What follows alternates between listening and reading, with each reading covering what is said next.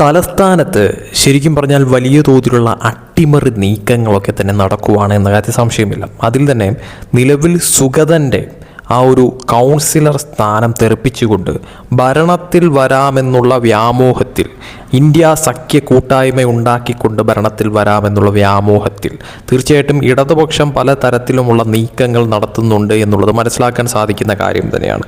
പക്ഷേ ഇതിനൊക്കെ തന്നെ വലിയ തോതിൽ തിരിച്ചടിയായിക്കൊണ്ട് വളരെ വലിയ തോതിലുള്ള കൂട്ടക്കൊഴിച്ചിലാണ് ഇപ്പോൾ ഇടതുപക്ഷത്തിൽ സംഭവിച്ചുകൊണ്ടിരിക്കുന്നത് എന്നുള്ളതാണ് എടുത്തു പറയേണ്ടതെന്ന് പറയുന്നത്. അതായത് നിലവിലത്തെ സാഹചര്യത്തിൽ തലസ്ഥാനത്ത് നിന്ന് മാത്രമായി നിരവധി പേരാണ് ഇടതുപക്ഷം വിട്ടുകൊണ്ട് LDF വിട്ടുകൊണ്ട് BJPയിലേക്ക് ഒറ്റയടിക്ക് ചേർന്നിരിക്കുന്നത് തന്നെയും.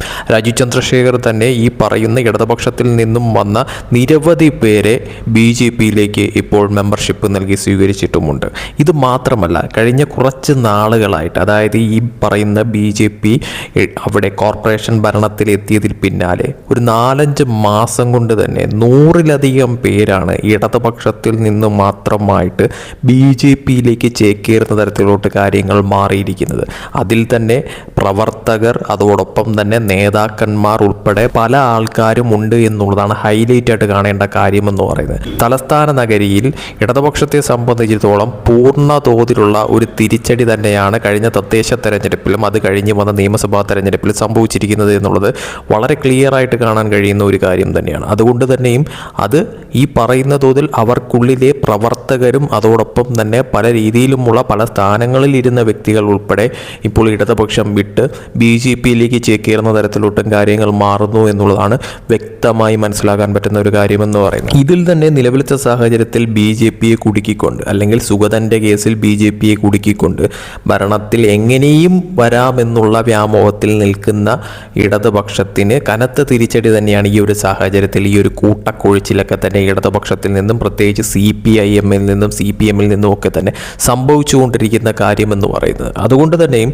ഇതിപ്പോൾ ഈ പറയുന്ന തോതിൽ പ്രവർത്തകർ, നേതാക്കളടക്കം മാത്രമല്ല, ഇവർ ഈ പറയുന്ന കൗൺസിലർമാരടക്കം, അതായത് നിലവിൽ പ്രതിപക്ഷത്തിരിക്കുന്ന ഇടതുപക്ഷത്തിലെ കൗൺസിലർമാരടക്കം ചിലപ്പോൾ നാളെ BJPയിലേക്ക് ചേക്കേറുന്ന തരത്തിലോട്ട് കാര്യങ്ങൾ മാറിയെന്ന് വരാം. അതായത് നിലവിൽ എങ്ങനെയും ഭരണം പിടിച്ച് പറ്റാമെന്നുള്ള തരത്തിലോട്ട് ഇരിക്കുന്ന ഇടതുപക്ഷത്തിന് തിരിച്ചടിയാവുന്ന തരത്തിൽ പ്രവർത്തകർ ഉൾപ്പെടെ BJPയിലേക്ക് ചേരുന്ന തരത്തിലോട്ട് കാര്യങ്ങൾ മാറുക മാത്രമല്ല, ഇങ്ങനെയാണ് പോക്കെങ്കിൽ നിലവിൽ അവരുടെ കൈവശമുള്ള കൗൺസിലർമാരടക്കം BJPയിലേക്ക് ചേക്കേറിയാലും അത്ഭുതപ്പെടാനില്ല എന്ന് വേണം നിലവിലത്തെ സാഹചര്യത്തിൽ വിലയിരുത്താനായി. അതായത് കൂടെയുള്ളവരെ എങ്ങനെയും പിടിച്ചു നിർത്തുക എന്നുള്ളതിലല്ല ഇടതുപക്ഷത്തിൻ്റെ നോട്ടമെന്ന് പറയുന്നത്.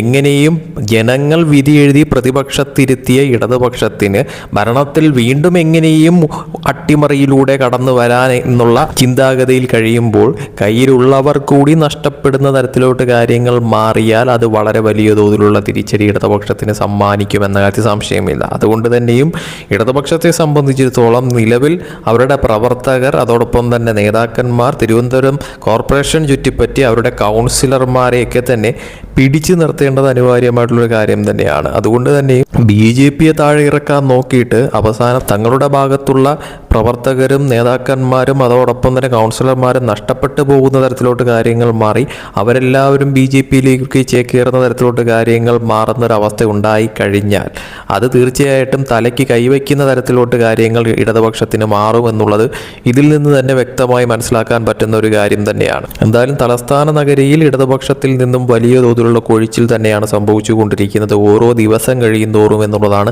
എടുത്തു കാണേണ്ട ഒരു കാഴ്ച എന്ന് പറയുന്നത്. ഇതൊന്നും തന്നെ മനസ്സിലാക്കാതെ വീണ്ടും BJPയെ കൊടുക്കാം എന്ന് പറഞ്ഞുകൊണ്ട് നടന്നു കഴിഞ്ഞാൽ തീർച്ചയായിട്ടും സ്വയം കുഴി തോണ്ടി അതിൽ വീഴുന്ന തരത്തിലോട്ട് ഇടതുപക്ഷം കാര്യങ്ങൾ മാറ്റുമെന്നുള്ളതാണ് വളരെ വ്യക്തമായി മനസ്സിലാക്കാൻ പറ്റുന്ന കാര്യമെന്ന് പറയുന്നത്.